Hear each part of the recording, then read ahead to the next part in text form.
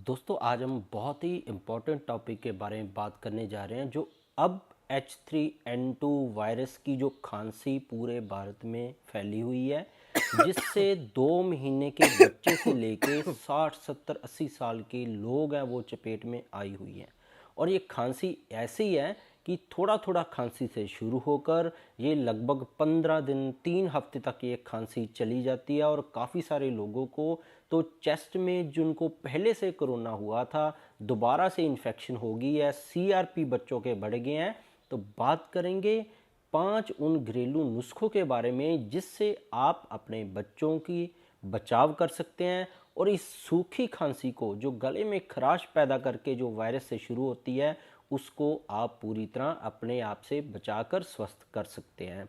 तो बात करेंगे हम सबसे पहले कि इस वायरस की खांसी को पहचानेंगे कैसे, क्योंकि बहुत सारे लोग इसीलिए बीमार हैं कि उनको पता ही नहीं है कि ये H3N2 की खांसी है। इसके लक्षण कैसे होंगे सबसे पहले हम ये बात करेंगे। तो इसके जो पहला लक्षण आता है दोस्तों वो आता है आपके गले से।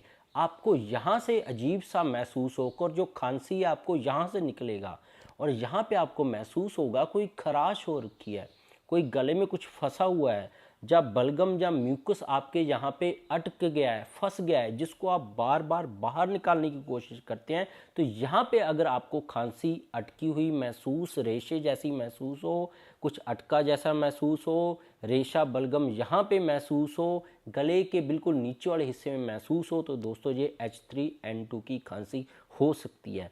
सबसे बड़ा इसमें लक्षण ये आता है दोस्तों, इसके अंदर बुखार बहुत ही कम देखने को मिलता है। अगर बुखार होता भी है तो वो 1 से 2 दिन के लिए ही होता है, वो भी माइल्ड ग्रेड होता है, ज़्यादा तेज बुखार नहीं होता है। तीसरा इसका जो लक्षण मिलता है दोस्तों, शुरुआती दौर में आपको थोड़ी थोड़ी खांसी शुरू होगी, जैसे दिन में आपको 8 से 10 बार खांसी ही आएगी, वो भी आपको 2 बार आप खांसेंगे। सबसे बड़ी इस खांसी की पहचान है कि ये 2 बार में खांसी आती है आपको, पहले 1 बार खांसेंगे, दूसरी बार फिर खांसेंगे। तो ऐसे 2 2 बार के जब ये ग्रुप में खांसी आए तो ये भी H3N2 का एक सिम्टम है जो हम देख रहे हैं पेशेंट को उनमें पाया गया है। बच्चों के अंदर क्या है, जो छोटे बच्चे हैं, जो 6 साल के नीचे के बच्चे हैं, तो दोस्तों उनके अंदर लक्षण है वो भी ऐसा ही पाया गया है। गले में उनके आपको बलगम हिलता हुआ महसूस होगा। गले में बलगम की जब वो खांसी करेंगे, जब बच्चे सांस लेंगे, आपको बलगम की आवाज़ महसूस होगी कि उनके गले में रेशा अटका हुआ है, म्यूकस अटका हुआ है। आप उनकी गर्दन के पीछे हाथ लगा कर देखेंगे या गले के ऊपर हाथ लगा के देखेंगे, जब बच्चा सांस लेगा, चाहे वो 2 महीने का बच्चा है, तो आपको बलगम रेशा वहाँ से जो हिलता हुआ उसकी आवाज़ है, गड़गड़ाहट महसूस होगी। तो ये दोस्तों H3N2 की खांसी है। ये 3 हफ्ते तक ठीक होने वाली नहीं है। जो मैंने आपको शुरुआती लक्षण बताया है, सबसे इंपॉर्टेंट लक्षण है दोस्तों की 2 बार खांसी। पहले खांसी होगी, 1 बार आप जोर से हवा बाहर निकालेंगे खांसी की, फिर दूसरी बार जोर से हवा बाहर निकालेंगे खांसी की, फिर कुछ सेकंड बाद दोबारा से फिर 2 बार आप खांसी करेंगे। तो ये इसका पहला लक्षण है जो आपको बच्चों के अंदर देखने को मिलेगा। या आपको लक्षण मिल सकता है कि गले से आपको बलगम की आवाज़, रेशा जो अटका हुआ है, जैसे आप अखबार को आप पंखे के आगे कर दो तो वो गड़गड़ाहट करता है, वैसे ही यहाँ पे रेशा की आवाज़ गले पे हाथ रखते या आपको वैसे ही बाहर पूरे रूम में सुनाई देगी कि जब आप सांस लेंगे यहाँ से बलगम की आवाज़ आ रही है। तो ये लक्षण दोस्तों N2 वायरस के हैं, आपको पूरा याद हो गए होंगे। अब चलते हैं कि इससे बचाव कैसे करना है और लास्ट में बात करेंगे कौन से घरेलू उपाय है।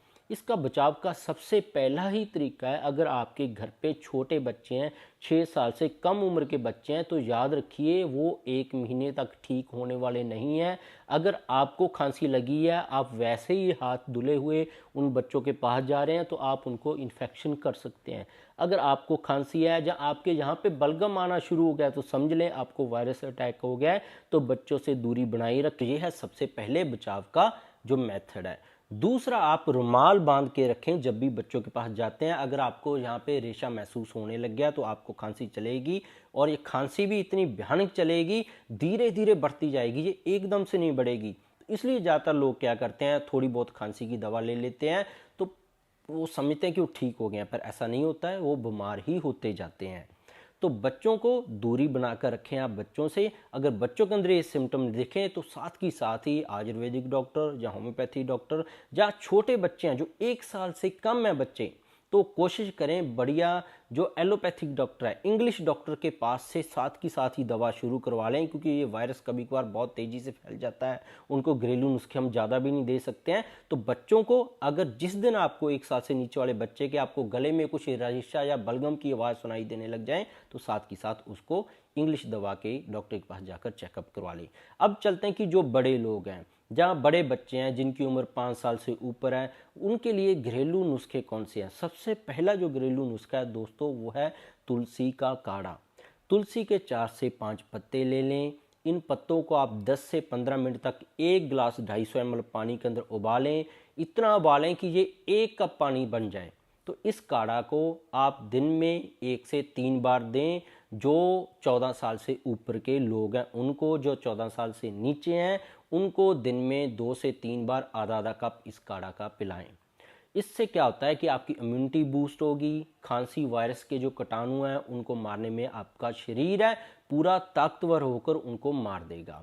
तो ये काढ़ा आप लगातार 15 से 20 दिन तक, 3 हफ्ते तक लेते रहें, क्योंकि ये खांसी वायरस है, ये 3 हफ्ते तक जाता नहीं है, बीच में छोड़ दिया तो दोबारा से हो जाएगा आपको। तो दूसरा जो इसके अंदर नुस्खा है दोस्तों, कि खांसी का जो बलगम यहाँ पे फंसा हुआ है उसको कैसे आप बाहर निकाल कर बलगम के साथ वायरस को ख़त्म कर दें। उसके लिए आप शहद के साथ मुलट्ठी लेना शुरू कर दें।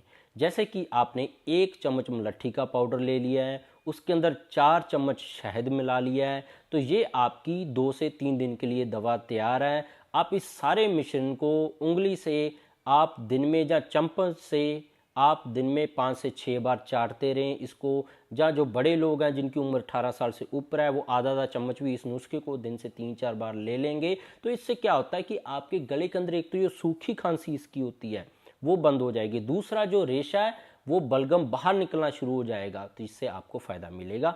तीसरा जो नुस्खा है वो दोस्तों सौंठ का। अगर ये वायरस आपकी छाती में चला गया, छाती तक इन्फेक्शन चली गई है, तो 1 से 2 चुटकी सौंठ को आप 1 चम्मच शहद के अंदर मिक्स कर लें, और इसको मेथड को आप दिन में 3 से 4 बार लें, तो बलगम आपकी छाती से ही बाहर निकल जाएगी, आपकी इम्यूनिटी भी बढ़िया तरीके से बिल्ड होगी। इसको भी लगातार आप देते रहें।